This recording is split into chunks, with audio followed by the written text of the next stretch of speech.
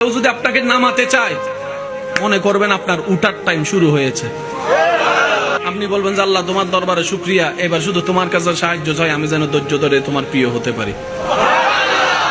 আমি ইবাদত করে করে লক্ষ বছর চেষ্টা করলেও তোমার প্রিয় বান্দা হতে পারবো না, কিন্তু আমি যদি বিপদে ধৈর্য ধরার মতো ধৈর্য ধরে, শুকরিয়া করার মতো শুকরিয়া করে তোমার দরবারে সিজদা দিয়ে যদি তোমাকে রাজি করতে পারি, ওই 1000 বছরে যত পথ এগাতে পারবে না, এই ধৈর্য শুকরিয়ার কারণে তার চাইতে অনেক দূর পথে গিয়ে যেতে পারবে। নবীদের লিস্টিতে, বান্দাদের লিস্টিতে নবীর মতো আল্লাহর কাছে প্রিয় কোনো বান্দা, রসুলদের মতো কোনো প্রিয় বান্দা? একজন নবী রসুল দেখান যার জীবনে কষ্ট নেই। একজন নবী রসুল দেখান যার জীবনে কঠিন পরীক্ষা আসে নাই। একজন নবী রসুল দেখান যার জীবনে খাবার কষ্ট আসে নাই। একজন নবী রসুল দেখান যার জীবনে অপমানের কষ্ট আসে নাই। একজন নবী রসুল দেখান যার জীবনে আঘাতের কষ্ট আসে নাই। ইয়া রব, সৃষ্টি জগতে মানুষ শ্রেষ্ঠ, মানুষের মধ্যে আল্লাহ তোমার নবী রসুল্লাহ তোমার সবচেয়ে প্রিয়। ইন্নী জাইলুন ফিল আরদে খলিফা, ওনারাই তো আল্লাহ আদম তোমার প্রিয়, কিন্তু দেখলাম 300 বছরের অধিক কান্নার মধ্যে কান্না কাটিয়েছে, চোখের পানি ফেলেছে, চোখের পানি ফেলেছে। আল্লাহ ইউনুস নাকি তোমার প্রিয়, মাছের পেটের মধ্যে জীবনে 40টা দিন কেটে গিয়েছে। আল্লাহ আইয়ুব নাকি তোমার প্রিয়, সারা শরীরে কাপড়ের মধ্যে কাপড় লাগাতে পারে না, গুস্তের মধ্যে আল্লাহ এইরকম করে কষ্ট পেয়েছে, রোগের কষ্ট পেয়েছে। আল্লাহ ইউসুফ নাকি তোমার প্রিয়, কুফের মধ্যে ওনাকে পড়তে হয়েছে।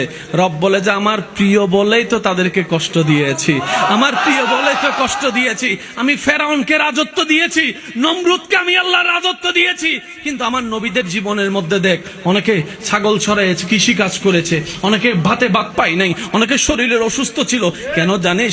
আমি দুনিয়াটা আমার মুমিনদের জন্য জেলখানা বানায় রেখেছি, জেলখানা বানিয়ে রেখেছি। যারা আমি রবকে পাওয়ার আশা রাখে, যারা আমি রবের সন্তুষ্টি পাওয়ার আশা রাখে, তারা যেন শুনে নেয়, তারা যেন জেনে নেয়, যারাই আমি রবকে চাইবে তাদের জন্যই অপমান, যারা আমি রবের ভালোবাসা চাইবে তাদের জন্যই অপমান, তাদের জন্যই দুঃখ, তাদের জন্যই কষ্ট। এত সব জেনে যারা আমি রবকে ভালোবাসতে চাইবে তাদের জন্যই পরকালে জান্নাত।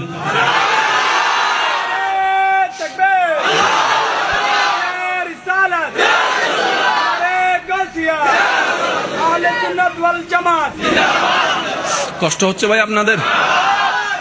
বিরক্ত করে ফেলছি না? যদি কেউ আপনার নামে বদনাম করে,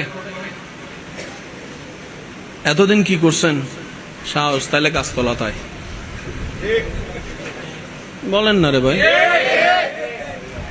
ফাইল্লা হোনা তাই ফিসে কি হতা গরদ দুয়ার তাই তুইতে তুমি লেখা মারে নিজের এলাকাত বিলেইও তো বা খোসা মারি দি দিয়া ইতে তখন আসাম মাই গড় সাম্মাই তখন নিজের এলাকাত তো বিলাইও বাকি আইতারে আরো গুসা বাড়ি গিয়ে। ঠিক আছে, জায়গা তুই ঠিক কর, এলাকা তুই ঠিক কর, টাইম তুই ঠিক কর, আয় আয়। মনে রাখবেন এগুলো সবগুলো শয়তানের কথা। এই বুঝটা বুঝি না বলে আমরা পাগলের মতো নাই মাজাই। কোনটা মানুষের কথা, কোনটা শয়তানের কথা, এটাই আমরা পার্থক্য করতে পারি না বলে আমরা গর্তের মধ্যে পা দিয়ে ফেলি। একটু জোরে বলেন না। এই জিনিসগুলো বুঝতে হবে। কেউ যদি আপনারা বলে মায়ের দুধ খেলে সামনে আয়, এটা ওর কথা নয়, শয়তান ওকে দিয়ে কথাটা এই কারণেই বলিয়েছে যেন আপনার রাগটা উঠে। রাগটা উঠলে শয়তানের লাভ কি? আপনার মস্তিষ্ক কাজ করবে না। তোর কাজটা কি হবে? আপনি ভালোও বুঝবেন না, খারাপও বুঝবেন না। রাগের মাথায় তার নাকের মধ্যে একটা মারবেন, তার বাসিটা ফুটে যাবে, শেষ, বেহুশ হয়ে পড়ে যাবে, মামলা হবে, আপনি অ্যারেস্ট হবেন, সারা জীবন আপনার ওইখানে শেষ হয়ে যাবে। তারপর আপনি ওখানে বসে বসে আল্লাহর বিপক্ষে কথা বলা শুরু করবেন, আল্লাহ তুমি আমার জন্য এটা কি করলা? আপনার ঈমান শেষ। তো কোনটা শয়তানের কথা, কোনটা মানুষের কথা, এটা আমাদেরকে একটু ডিফাইন করতে হবে। কষ্ট নিচ্ছেন আমার কথা?